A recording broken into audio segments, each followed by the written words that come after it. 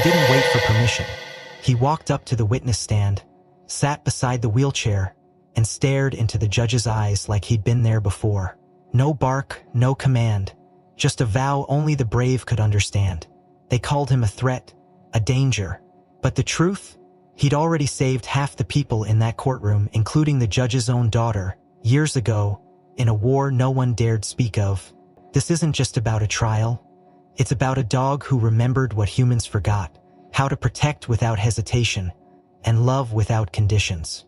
If this story touches something in you, hit like, tell us where you're watching from, and share your thoughts below. You might just be the reason someone sees the truth. The courthouse steps glistened beneath a morning rain, their marble sheen reflecting a sky still bruised with gray. Reporters clustered like crows near the front entrance, their cameras pointed, their microphones raised, yet none dared step too close to the man arriving in the worn-out, motorized wheelchair. Isaac Monroe moved slowly, deliberately, each rotation of the wheels whispering stories no one dared ask. The rain had soaked the cuffs of his faded military trousers, and the bronze star pinned to his chest shimmered dimly under the clouds. But it wasn't the metal that drew whispers. It was the dog walking beside him. Bruno, an 87-pound German shepherd with fur the color of old earth and burnished bronze, moved with disciplined grace. His eyes, sharp and alert, scanned each corner of the courtyard. Even in stillness, he vibrated with purpose. The leash wasn't taut. Bruno didn't need commands anymore. Where Isaac went, he followed, no matter the past, no matter the wounds. And that's what the crowd didn't understand. They only saw a soldier in a wheelchair and a dog on trial. Inside the courtroom, the air was brittle with unease. Spectators filled the gallery, murmurs rising like a nervous tide. The words "dangerous animal" and "ordered euthanasia" floated between lips in hushed tones. All while Isaac was wheeled to the front, near the witness stand, not as a defendant, but as the only man willing to speak on behalf of a canine accused of violence. The irony? Most of the people here wouldn't have survived long enough to judge Bruno if he hadn't done what he did. The judge, a woman in her early 60s with weary eyes and a silver bun coiled like a question mark, called the courtroom to order. "We are here today to determine the final disposition of the dog Bruno, registered service canine, involved in the incident at Glenview Park on March 12th. Her voice didn't tremble, but her eyes paused on Bruno with an almost human doubt. Isaac adjusted the lap blanket covering the stumps beneath his knees, the scars long sealed but never forgotten. His voice, when it came, was rough but steady. "Your Honor, I'm here to testify not just as Bruno's former handler, but as the man whose life he has saved more times than I can count. What happened in that park, it wasn't aggression. It was instinct. It was loyalty. It was what we trained him for, but that was the beginning of it, the tension between the man Bruno was trained to protect and the world that now wanted to destroy him for following that very training. 2 weeks before this hearing, Bruno had knocked a man to the ground in Glenview Park, broke 2 ribs, left bite marks deep enough to require surgery. The man was white, mid-30s, father of 2.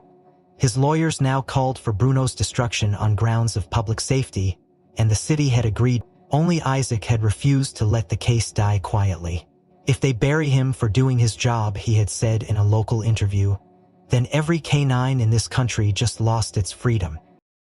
As the opening arguments unfolded, Isaac drifted back to another courtroom, a desert battlefield in Kandahar where shrapnel sang and the sky turned red. He remembered the night Bruno found the IED under their convoy route, remembered the 3-second growl, the halt, the explosion that never came because Bruno had sensed the invisible. That night, 3 soldiers lived, and later, when the RPGs came and Isaac's legs vanished beneath flame and dust, it was Bruno who dragged his broken body behind a charred truck, shielding him with his own fur-covered frame as the bullets stitched the air.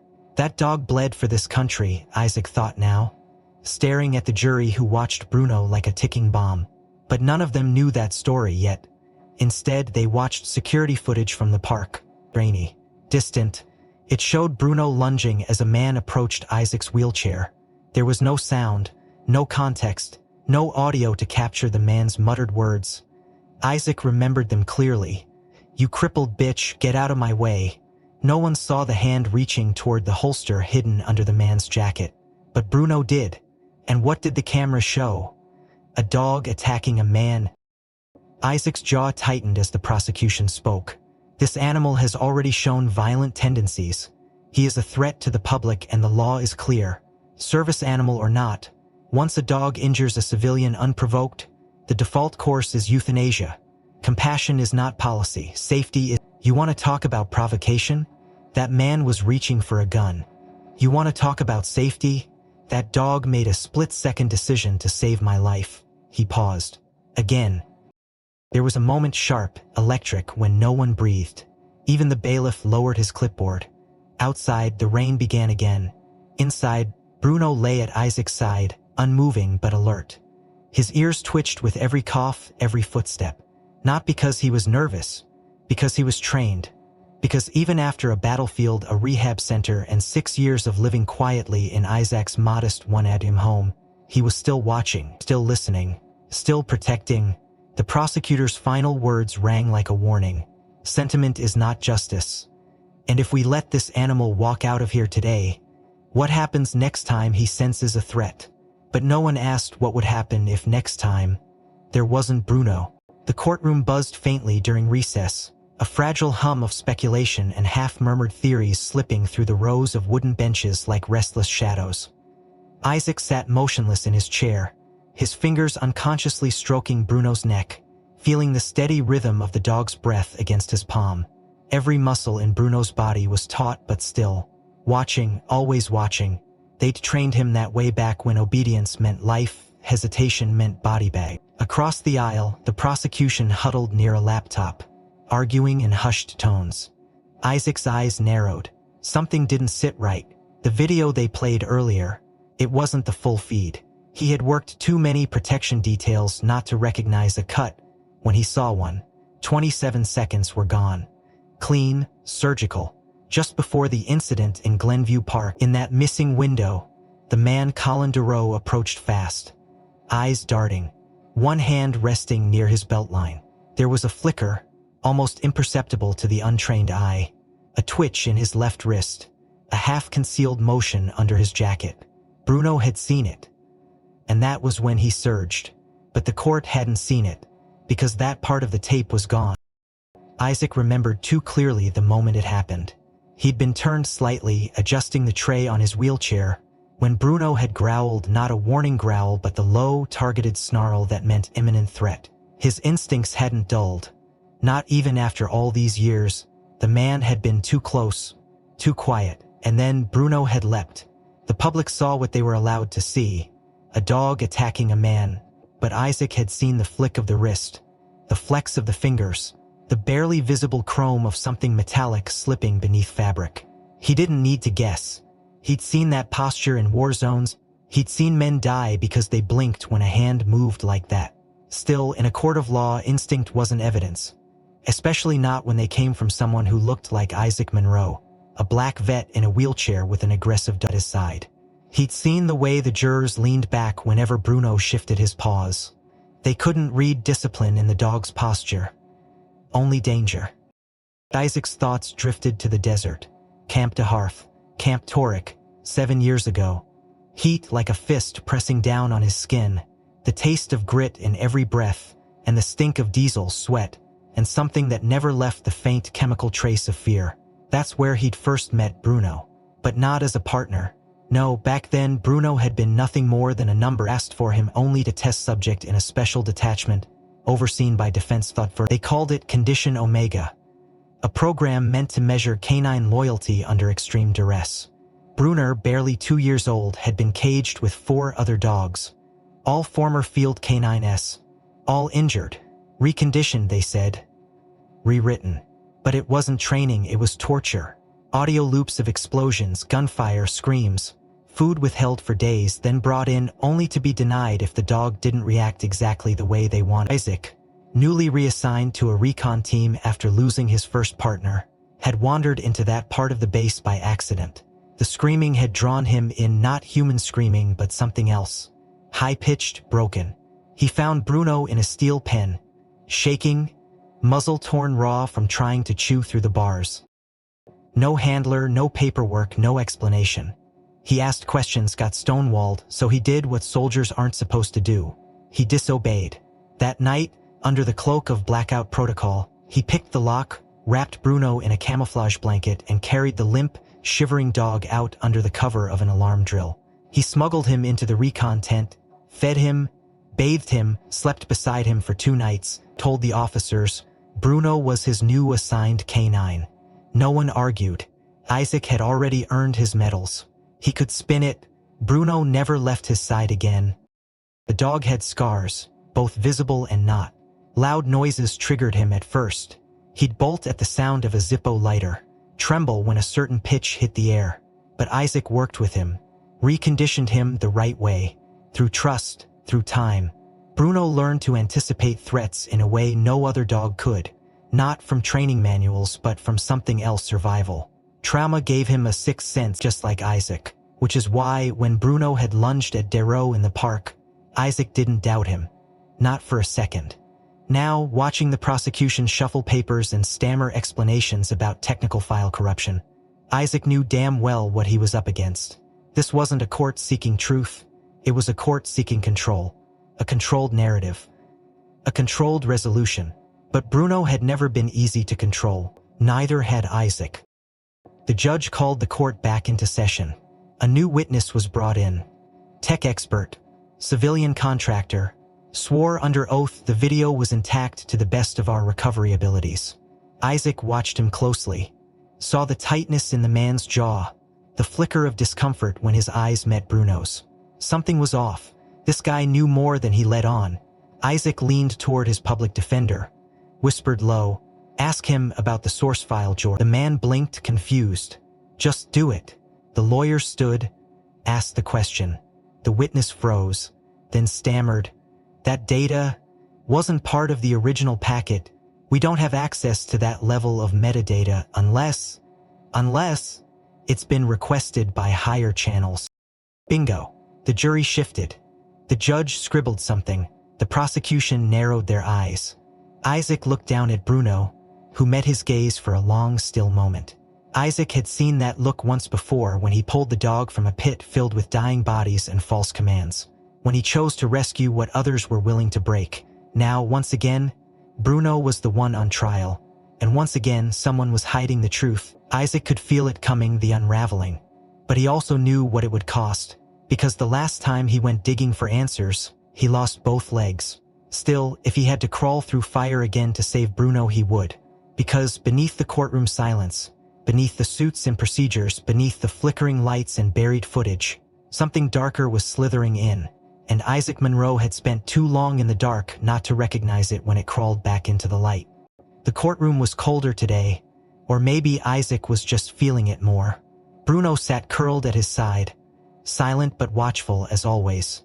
His breaths were slow and steady, his ears flicking subtly whenever the heavy doors creaked or someone whispered too close. Isaac had gotten used to that hyper-awareness, both his and Bruno's.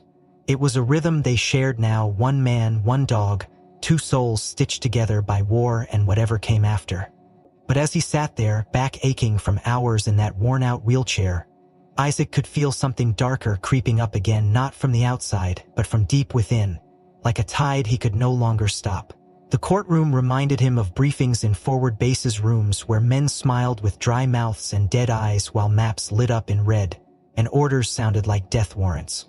He hated the wood paneling, the way the walls seemed to close in every time the prosecutor raised his voice. The man had this artificial calm about him, like someone who rehearsed empathy but never meant a word. That voice, measured, nasal, faintly condescending, carried a tone that made Isaac's shoulders tense involuntarily every time it cut through the air. And Bruno? He didn't like that voice either. It happened during a mandated psychological evaluation, ordered by the court to assess Isaac's mental clarity and testimony reliability. He'd done dozens before, standard protocol for wounded veterans filing for benefits or testifying in sensitive cases. This one felt different. It wasn't the doctor. Dr. Lena Moore was gentle, well-meaning, the kind of person who tried too hard not to stare at the missing parts. She asked about Kandahar, about dreams, about how often he woke up soaked in sweat or with his nails dug into the mattress. Isaac answered because he'd learned how. He'd been through the cycle, diagnosed with severe chronic PTSD, nightmares, disassociation, survivor's guilt, the whole alphabet. But he'd also learned the things they didn't tell you in pamphlets, like how to time your breathing when the walls started crawling, or how to shut down a memory loop before it pulled you under. But Bruno learned something else entirely. Dr. Moore was taking notes when the prosecutor, Thomas Graves, entered the observation room. He was there as a legal representative, something about aligning testimony with court-acceptable language. He didn't even speak to Isaac directly, just leaned over the intercom to remind the doctor about time constraints and courtroom scheduling.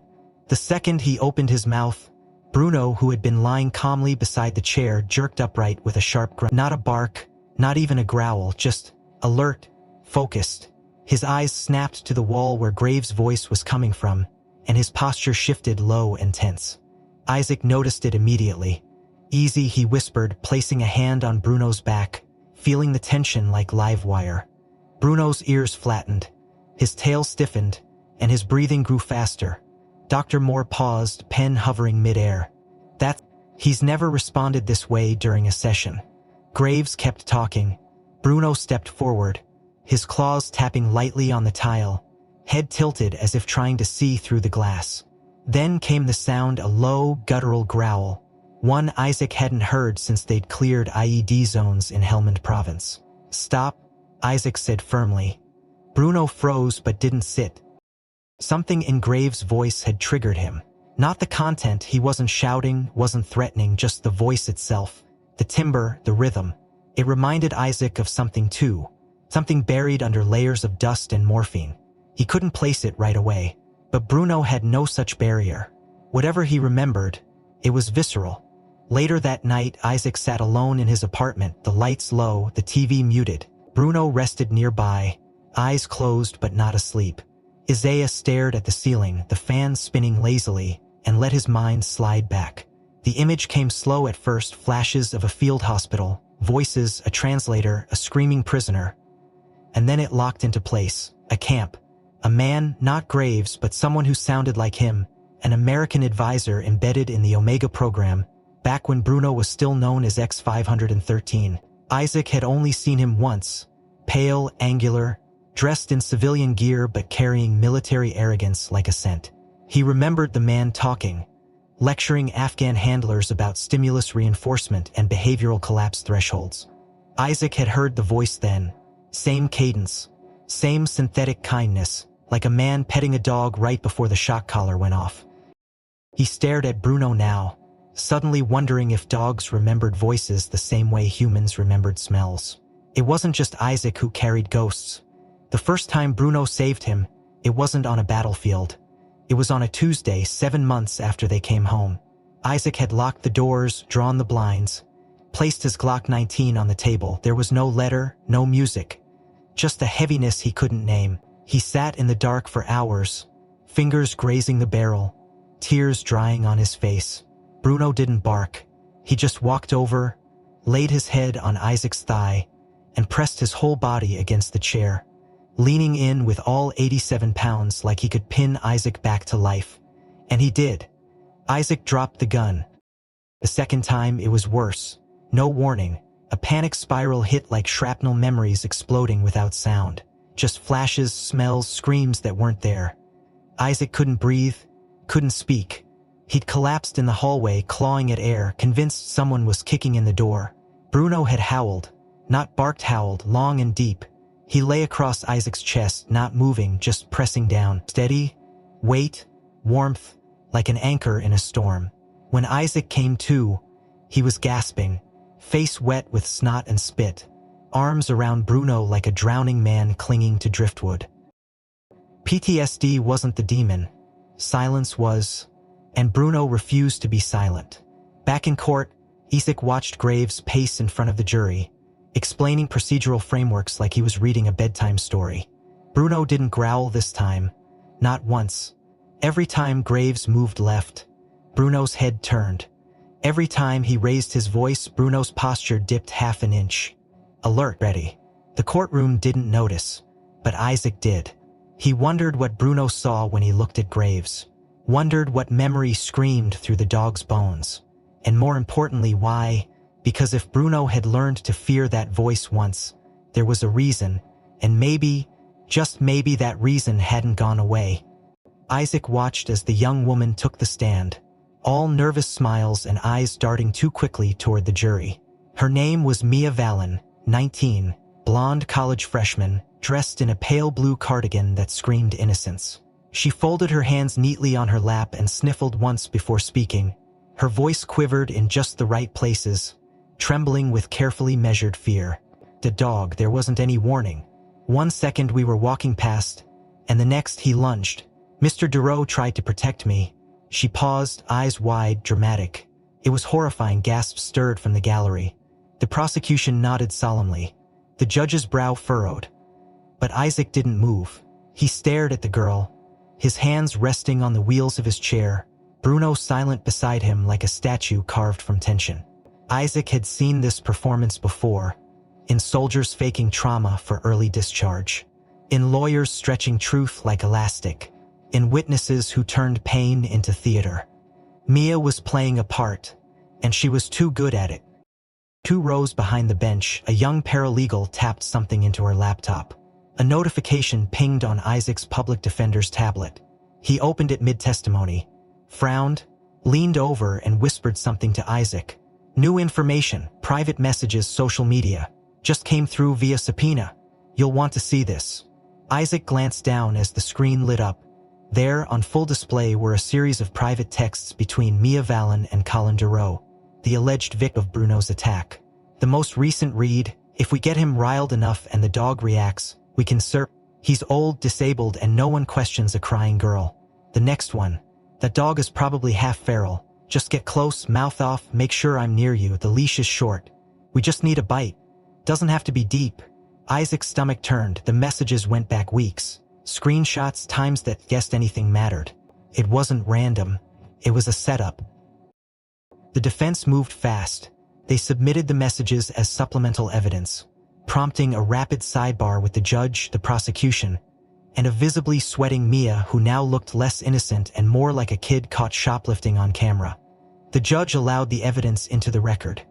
Mia was called back to the stand under recall. Her voice cracked for real this time. She stammered, eyes darting wildly. "I didn't mean it. It wasn't supposed to go that far." But the damage was done. Her credibility shredded. The jury shifted uncomfortably in their seats. The whispering in the gallery changed tone from sympathy to suspicion. Isaac didn't celebrate. He didn't smile. This wasn't justice. It was damage control. He looked at Bruno, who remained motionless, eyes locked on nothing. Not satisfied, not relieved, just still. Like he was waiting for something worse.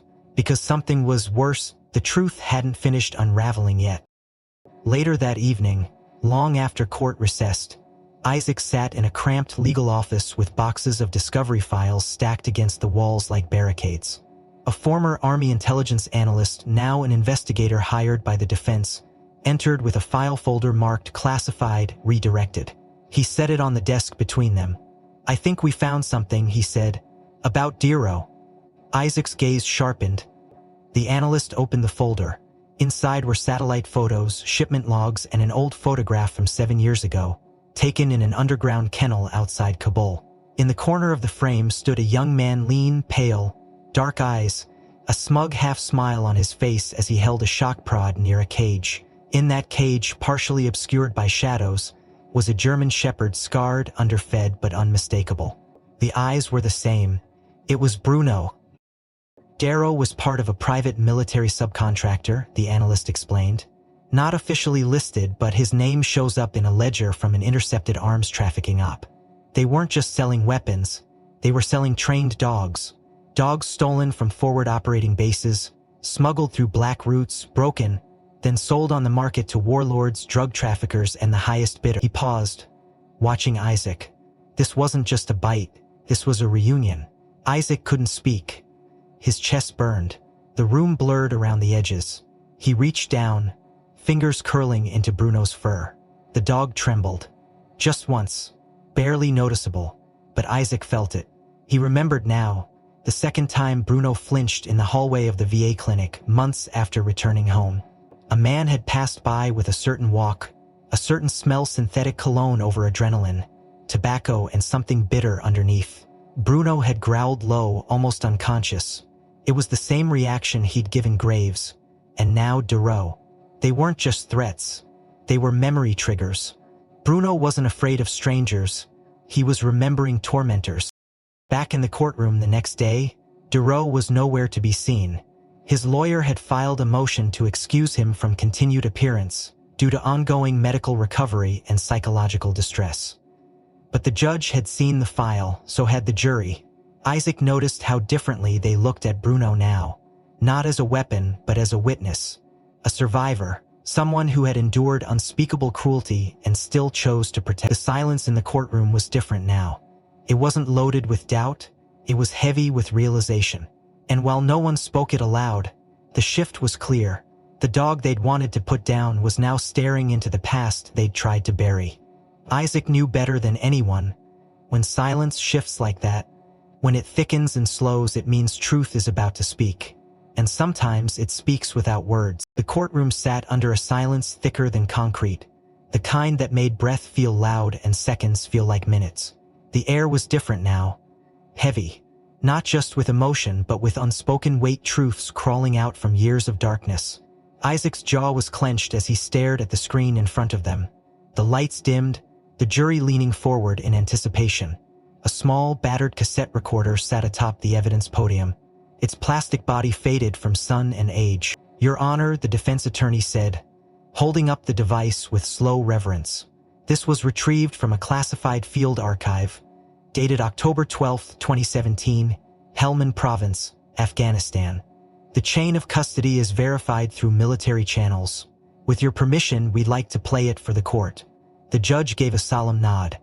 Proceed. A faint hiss filled the speakers, followed by the rough static of wind and radio interference. Then came voices low, hurried, American, breathless with adrenaline. A younger Isaac spoke first. "Team 3, hold perimeter. We've got chatter on the western ridge." Then another voice, calm, practiced, steady. "You're wrong, Monroe. That signals nothing. Probably goat herders again. Pull back, we're wasting time." Static popped again.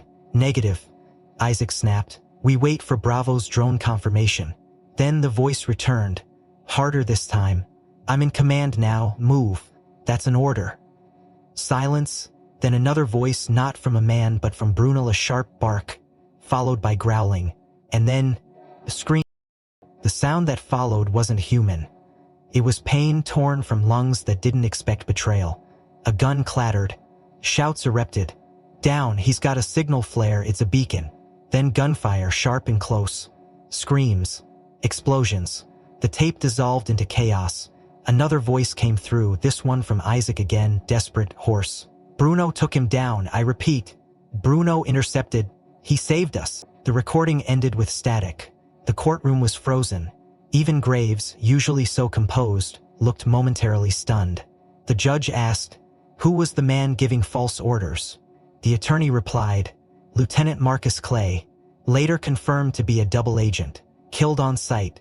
Case was classified due to political sensitivity involving joint operations with private contractors." Then he added, more softly, "Bruno acted without command. He identified the threat, intercepted before the ambush fully activated." The defense placed a military folder beside the recorder.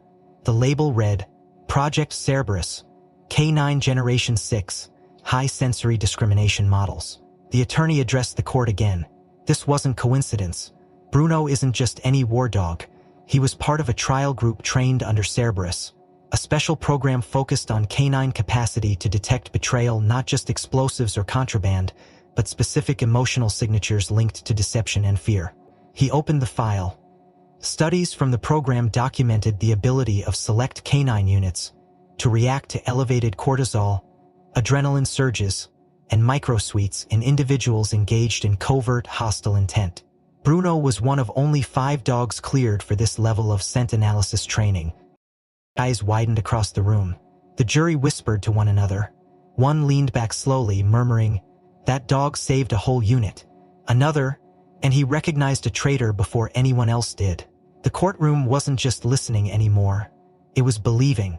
Isaac sat still, but his fingers curled tighter against his wheelchair armrest. This part of the story was buried under layers of red tape, loss, and pain. He hadn't expected it to resurface. He hadn't wanted it to. But now that it had, something in him both hurt and exhaled. He remembered that day vividly, the dust and heat, the scent of diesel and sweat. Lieutenant Clay had insisted they retreat down a narrow valley, one that Isaac's gut screamed was wrong. Clay had outranked him, but Bruna didn't listen to rank. Bruna had stared at Clay for a full minute, low growl rumbling like thunder. Then he lunged, took the man down, sank his teeth deep into his neck before anyone could react. They'd tried to pull him off, screamed at him, but then they found the flare in Clay's vest, found the beacon in his boot, and the Taliban mortar rounds started hitting just seconds later. If Bruno hadn't acted, the unit would have been erased. That wasn't speculation, that was survival. But it was after that chilled Isaac most. Bruno had been caged for 3 days under military investigation. Isaac had fought tooth and nail to have him released, writing reports, arguing before officers, leveraging every ounce of reputation he had left. In the end, they let Bruno go, but the incident was sealed. Classified, disappeared. Too complicated, they said. Politically explosive. Isaac had to sign a non-disclosure just to bring Bruno home. Now, all of it was here, on record, in court. The weight of it nearly crushed him. Dr. Lena Moore, the psychologist, had quietly returned to observe the testimony. When the recording finished and the file closed, she whispered to her colleague, "This dog doesn't just remember trauma. He knows intent. That's not instinct, that's something else." The colleague nodded, scribbling furiously. "This isn't animal behavior, this is operational memory, tactical comprehension. He's reacting to patterns, not just smell." Bruno, meanwhile, stayed perfectly still, his gaze fixed not on the jury, nor on the judge, but on the empty seat where Duro used to sit. Isaac watched the dog's eyes and followed the line of sight. It was direct, focused, unwavering. Bruno hadn't forgotten. Not Duro, not Graves, not Clay, not any of them. Isaac's hands trembled slightly. He leaned over and whispered, "You remember the scent of betrayal, don't you, boy?" Bruno blinked slowly, didn't move, but his ears tilted back just enough for Isaac to know he understood. The judge cleared her throat. "Given the new evidence, I'll allow full re-examination of the incident at Glenview Park under the premise of preemptive action by a recognized military service animal with advanced behavioral conditions." She looked at Bruno. "This isn't just a dog. This is a decorated unit member." She turned to the jury. "Please consider that as you deliberate." And still, Bruno didn't bark, didn't move. He didn't need to, because everything they'd tried to bury, every silence, every lie was now echoing through the courtroom louder than any voice. And something about the way Bruno watched the door made Isaac realize they hadn't heard the last secret yet. The courtroom had never been this full. Spectators spilled into the aisles, journalists pressed shoulder to shoulder behind barricades, and security presence had doubled overnight. The judge, robe immaculate, voice taut, ordered all parties to maintain composure. She had authorized a rare exception today. Bruno would be off-leash in the courtroom, under close observation by a team of 3 behaviorists and 1 court-appointed canine expert, all of whom would assess his response to environmental stressors and unfamiliar stimuli. "This is not a test of obedience," she clarified, eyes scanning the jury. "This is observe whether this dog, presented as a savior, behaves with control or aggression." Bruno sat calmly beside Isaac, his dark coat gleaming under the soft overhead light, posture relaxed but alert. His tail lay motionless against the polished floor. His ears turned slightly, sweeping for ambient signals no human could detect. The canine specialist, Dr. Yvonne Trellis, a stoic woman with silver-streaked hair and the gait of a former Marine, stood at a measured distance, arms crossed, eyes never leaving Bruno. The prosecution was visibly tense. Graves adjusted his tie 3 times in 5 minutes. His star witness, Mitchell Rourke, a logistics consultant who had testified earlier that Bruno's attack on Darrow had been unprovoked and without precedent, was present again, seated in the gallery behind the jury. Isaac watched him with a cold stillness. Something about Rourke never sat right. The man's posture was too perfect, his expressions too Hershit. Isaac had seen that kind of precision before, in interrogation rooms. in men who built their whole identity on deception. The evaluation began simply. Dr. Trellis introduced herself to Bruno with a quiet tone and extended palm. Bruno sniffed her once, then turned his head away, not disinterested, just unconcerned. She approached Isaac, adjusted the wheelchair footplate gently, watched Bruno's reaction. Nothing. She dropped a clipboard beside the dog with a sharp clatter. Bruno flinched, blinked, remained seated. Then came the stranger sir. A bailiff entered with a 6-year-old girl from the jury waiting room, a shy child with a lollipop and a limp from a recent fall. She was to walk slowly past Bruno as part of the predictable movement trial. Her mother followed close behind. The child shuffled past Bruno, murmured "Hi doggy," and smiled. Bruno tilted his head, nose twitching, then gently licked her fingers as she passed. The courtroom sighed. Trellis nodded once. So far, standard high discipline response. Let's proceed. Then something shifted. Mitchell Warwick stood. Not dramatically, not enough to warrant attention, but enough for Bruno. The dog's head turned sharply, ears pricking forward, his nostrils flaring once, twice. Isaac noticed it immediately. Bruno's posture changed, subtle but distinct, his muscles tensed. His weight shifted to the balls of his feet. He was calculating. Rourke took a step forward from the gallery, murmuring something to a man beside him, then dropped what looked like a wallet. He bent to retrieve it. As he did, his coat opened slightly. It was half a second, maybe less, but it was enough. Bruno moved. No bark, no warning, just a clean, explosive surge of motion that sent gasps through the room. Chairs fell. Someone screamed. The child's mother reached to pull her daughter close, but Bruno was already there. He vaulted the bench in one fluid arc, landed between the girl and Rourke, his body low, mouth closed, tail frozen. Then came the growl, deep, measured, issued like a command. Rourke froze, but it was too late. The bottom of his coat flared again, and this time everyone saw it. A glint of metal, a switchblade half exposed in his inner lining, ready to be palmed in a heartbeat. Bruno lunged, not for the throat, not for the chest, but for the wrist. He clamped down with surgical precision, driving Rourke to his knees. The knife clattered across the floor. Court officers descended like thunder, dragging Rourke down, cuffing him hard. Blood smeared the tile. The child sobbed into her mother's jacket. Bruno returned to Isaac's side without a word.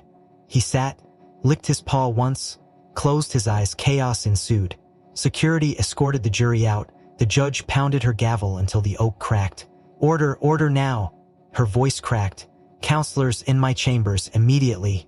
The courtroom cleared, but the shock lingered like smoke. An hour later, records began surfacing. 2 sealed misdemeanors involving animal cruelty.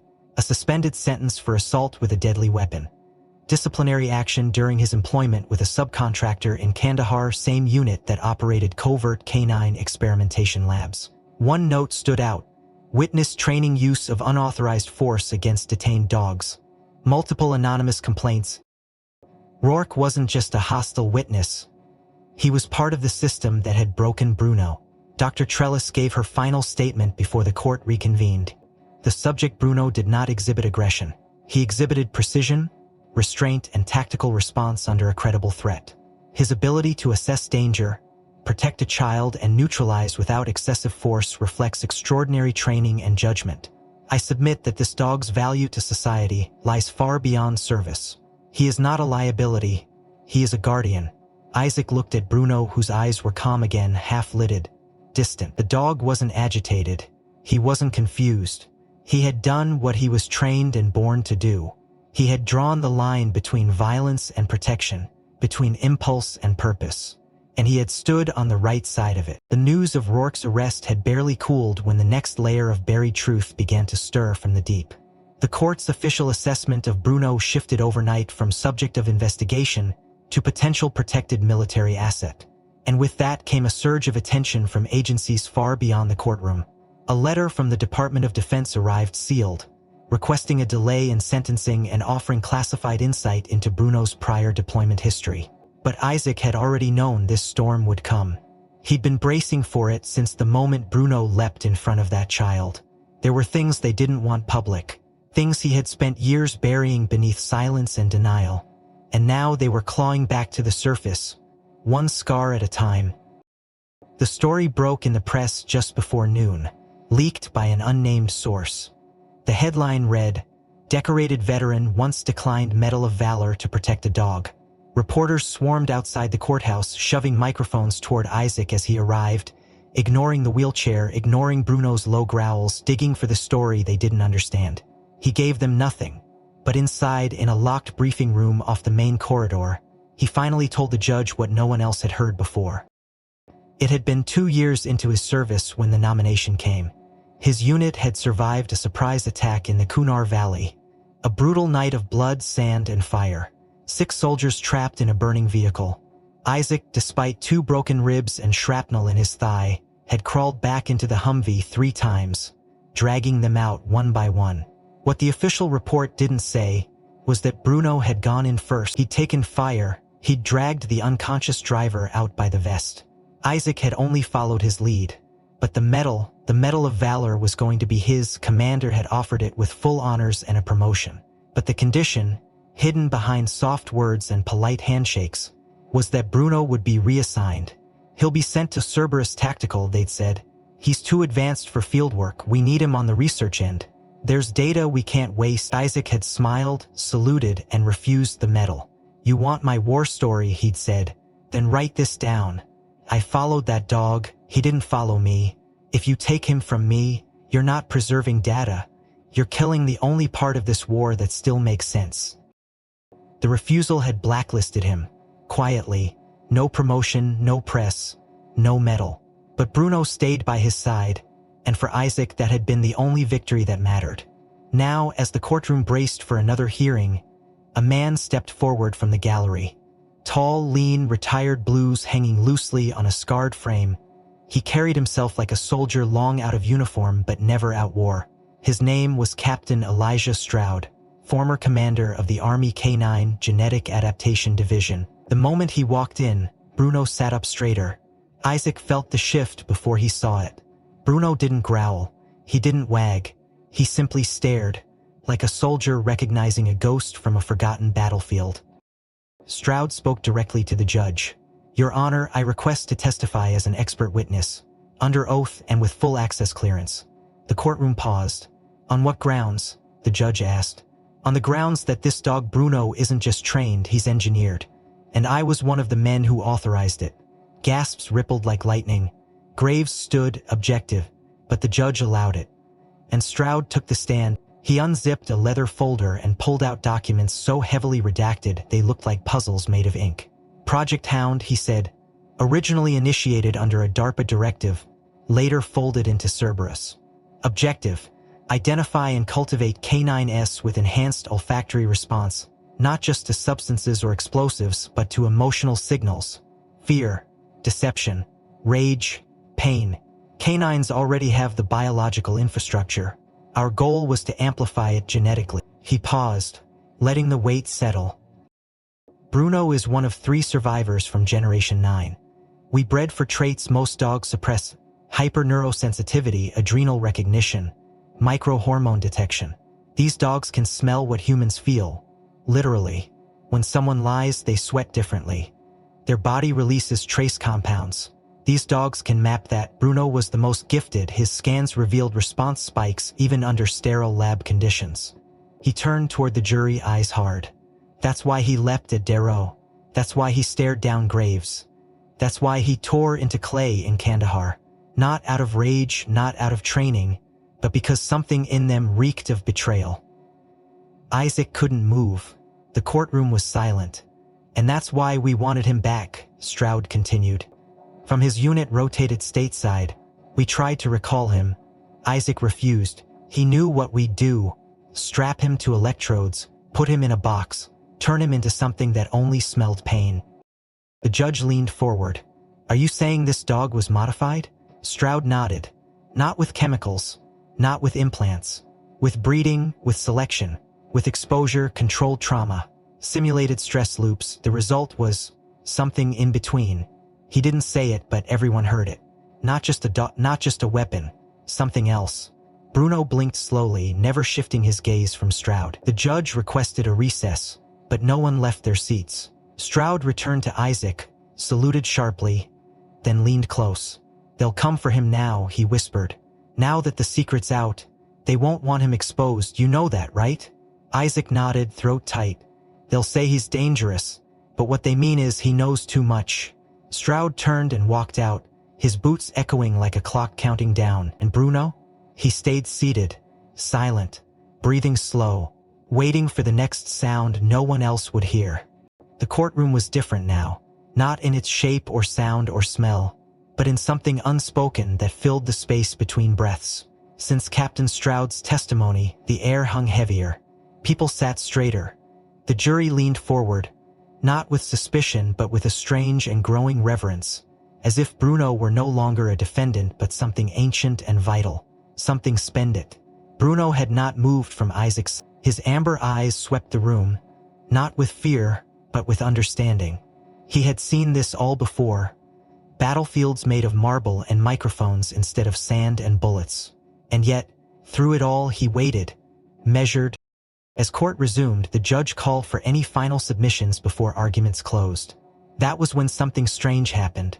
Juror number 4, a woman in her 40s with shoulder-length auburn hair and deep lines near her eyes, slowly raised her hand.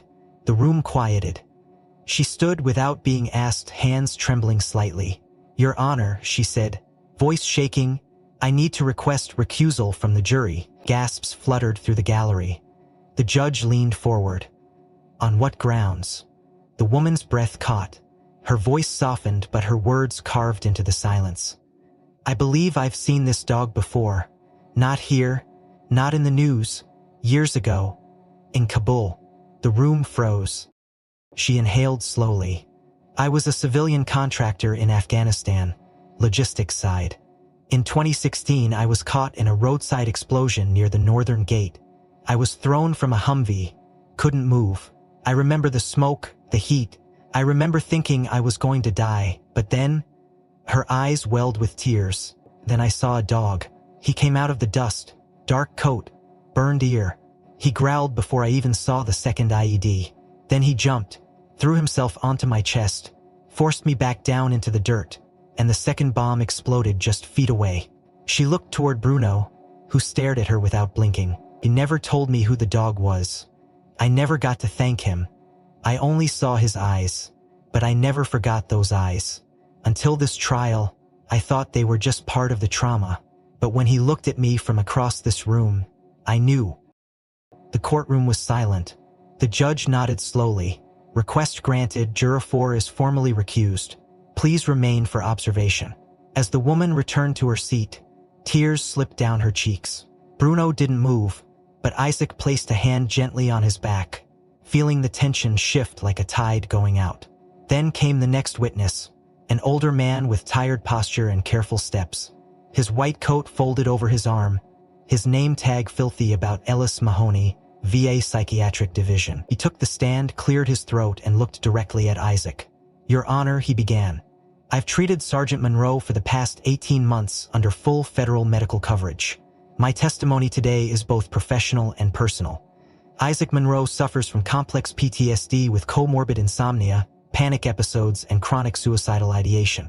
I have documented these conditions over time, adjusted medications, initiated EMDR, and trialed cognitive therapies." He paused. None of them worked like Bruno. He turned to the jury. Last March, Monroe experienced an acute psychotic break. He had been off medication for 3 days due to a clerical error at the pharmacy. He was isolated, triggered by a series of fireworks during a local holiday. When I arrived at his home after a welfare call from a neighbor, I found the front door open, furniture overturned, and Monroe bleeding from a gash on his wrist, semi-conscious on the floor. And beside him, pressed against his chest, was Bruno. The dog had licked the blood until it clotted, had dragged a medical alert device across the room, had stayed with him through the night. According to neighbors, Bruno had howled non-stop for 6 hours until help arrived. The jury was motionless. Dr. Mahoney's voice cracked for the first time. "In psychiatric terms, we often speak of anchors, objects or routines or beings that keep patients from detaching entirely from reality. Bruno is not just an anchor. He is Isaac Monroe's last link to functional survival." He folded his hands. "Without this dog, Mr. Monroe would have died before spring, The prosecution shifted uncomfortably, Graves refusing to meet anyone's gaze. The judge's expression was unreadable, but her fingers pressed tightly together as if holding something fragile and volatile. Outside, rain began tapping gently against the courthouse windows, each drop a tiny percussion in the quiet that followed. Bruno yawned softly, not from boredom, but from the strange peace that often followed the storm. He blinked once toward the former juror, who was now openly sobbing in her seat, then toward Dr. Mahoney, then back toward Isaac as if confirming they were all still breathing. Isaac leaned forward, gripping the armrest of his chair. He didn't say anything, didn't need to. For the first time in the trial, the truth wasn't something he had to shout or defend or prove. It was breathing beside him, tail curled, heart steady, eyes ancient. And yet, even as the courtroom swelled with the slow dawning of empathy, even as the whispers shifted from judgment to awe, Isaac felt the hairs on the back of his neck rise, not because of fear, but because of the feeling Bruno gave him sometimes, the way the dog would tilt his head ever so slightly, as if listening to something no one else could hear. There was still something coming, still something unsaid, and Bruno, once again, was the first to sense it. By the time the courtroom doors swung open for deliberation day, there was a quiet rattle beneath the surface, an uncertainty that no gavel could suppress. The jury had heard the testimony. They had listened to the tapes, seen the evidence, watched Bruno protect a child, seen his past unfold in shadows and scars. But now they were tasked with something colder, something far more elusive than justice, clarity. They had to answer not just whether Bruno posed a threat to society, but whether society had ever been equipped to judge someone like him. The weight of their decision bent differently across each juror's face. Some held stern expressions, clinging to procedure. Others stared at their own hands, as if uncertain how they got there in the first place. But the fracture was clear. Isaac could feel it. He sat motionless near the defense table, Bruno's head resting against the base of his wheelchair. The room a vacuum of tension. No words, no movement, only breath. The kind of breath you take before something breaks or something heals. From the gallery, quiet spectators exchanged glances. Some clasped hands. Others kept eyes locked on Bruno like he might vanish the second a verdict was read. In the jury room, though, the divide had begun to deepen. It wasn't about the attack at Glenview Park anymore. Not really. It wasn't about whether Bruno had lunged without command or reacted outside of protocol. The real question had mutated into something larger, more human. Is the law equipped to judge the soul of a creature who has bled for us, broken for us, and still chosen to protect us without hesitation, without language, without demand? Number 8, a former teacher, reportedly said, "If this were a human soldier on trial for preemptive action under duress, we'd call it instinct, maybe even heroism." Juror number 2, a retired attorney, argued, "That's the point, he's not human. The law wasn't written for dogs, especially not enhanced ones. If we rule by exception here, we undermine the precedent." But juror number 5, a young man who had sat in stoic silence the entire trial, finally spoke up. "Maybe the precedent is the problem. Maybe we built a system for convenience, not conscience." And that was when the deadlock truly began. Inside the courtroom, as the judge called a brief recess to allow the jury more time, something happened that no one could have predicted, because it wasn't dramatic, it wasn't loud, and it didn't require permission. As the room slowly emptied, murmurs rising, Bruno stood. No command, no leash tug, no coaxing. Simply rose with the quiet resolve of something ancient, as if pulled by gravity, and walked his gait calm, unhurried, purposeful toward the wet law stand. He didn't look left or right, didn't acknowledge the gasps. He padded softly over the floor, then climbed the 3 steps to the raised wooden platform, turned, and looked out at the nearly empty chamber. And then, without prompt, he walked to the chair where Isaac had once sat under oath, and sat beside it, shoulders squared, spine straight, eyes forward. He didn't bark, didn't whine. He sat like a soldier. The silence rippled outward. One bailiff froze mid-step. A court reporter lowered her notepad. The judge, who had not yet left the bench, watched with a furrow between her brows so deep it looked carved. Isaac didn't move. He only watched. Bruno wasn't performing, he wasn't confused, he knew exactly where he was and what he was doing. He was returning to the witness stand. He was participant of truth. It wasn't a trick. It wasn't training. It was a message. From the hallway, one of the jurors watched through the glass window, unmoving. In the judge's chambers, a heated discussion unfolded. Legal advisors debated implications. One assistant whispered, "If that dog sways the jury just by sitting, what does that say about our process?" Another responded, "Maybe it says our process has been ignoring the wrong witnesses." Meanwhile, Isaac closed his eyes, head tilted slightly back, a memory washing over him like the tide. The last time Bruno had placed himself between Isaac and a hostile courtroom had been on a tarmac in Kandahar, when military officials tried to pull him for debriefing. Bruno had blocked the ramp. No bark, no bite, just his body in the way, as if saying, "You will not remove him without going through me." And now, here they were again. Another kind of battlefield. Same silent loyalty. Reporters outside the building caught word of the moment. Phones lit up. Images flooded the net. Zara threw the door handle lightly.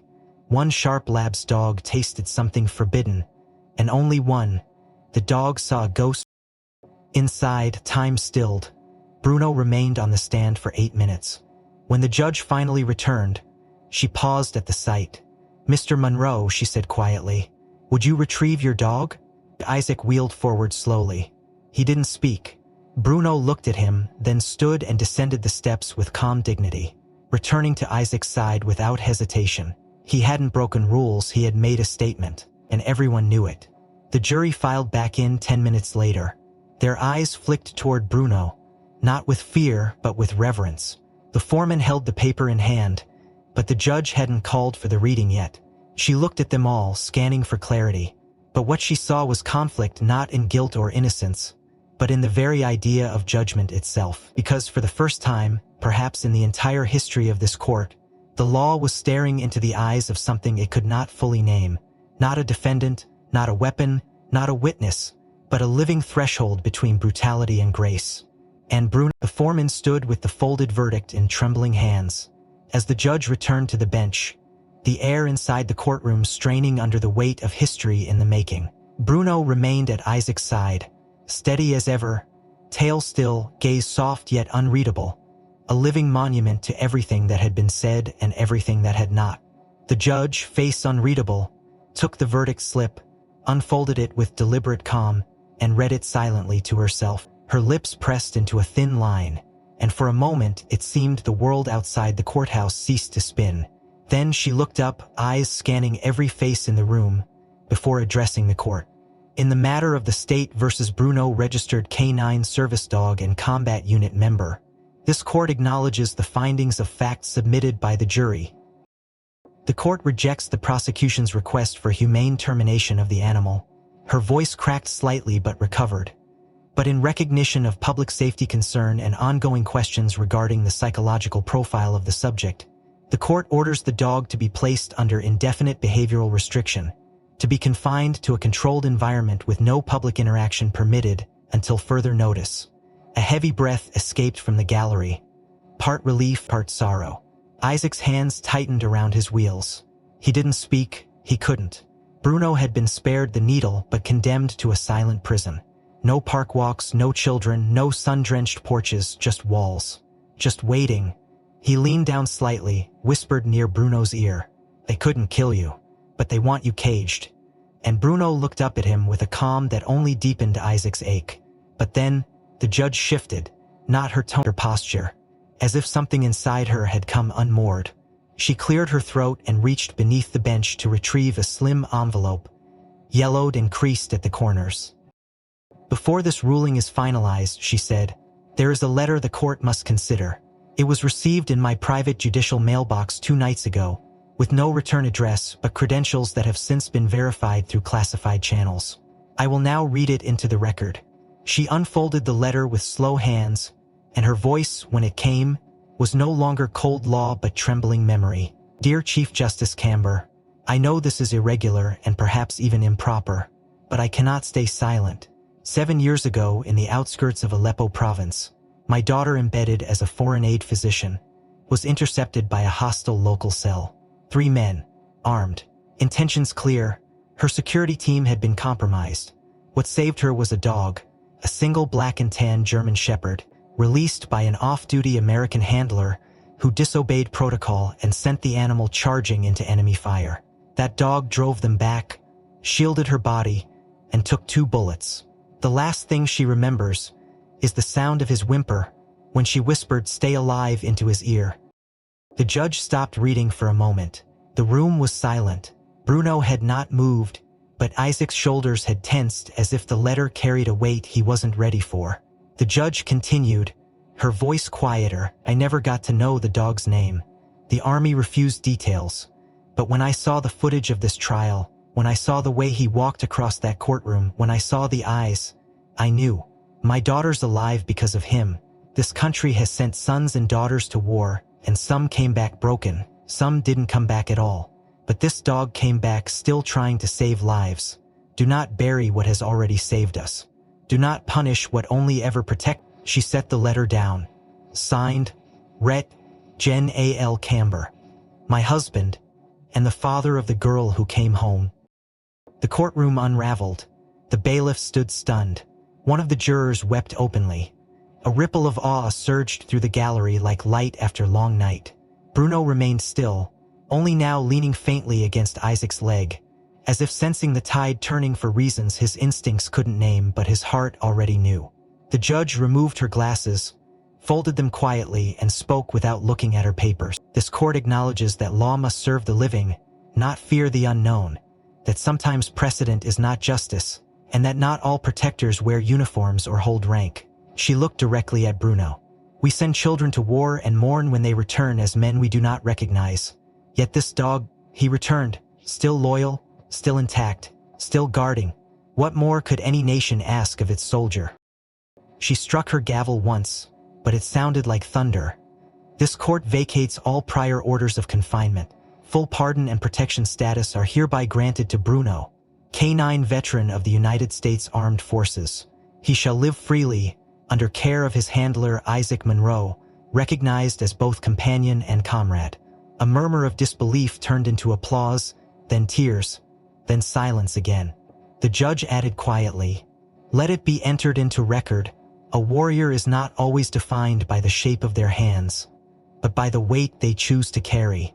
And sometimes, they carry it on 4 legs, with a heart that never betrays." Isaac closed his eyes, his throat burning. Bruno, as if hearing something no one else did, rose and placed his front paws onto the edge of Isaac's wheelchair, rested his head against Isaac's shoulder, and exhaled. And for the first time since the trial began, Isaac allowed himself to weep, not from fear, not from rage, but from something older and deeper. The sound of something precious being returned to the world. If this story moved you, consider giving it a like and subscribing for more cinematic tales that dive deep into heart and soul.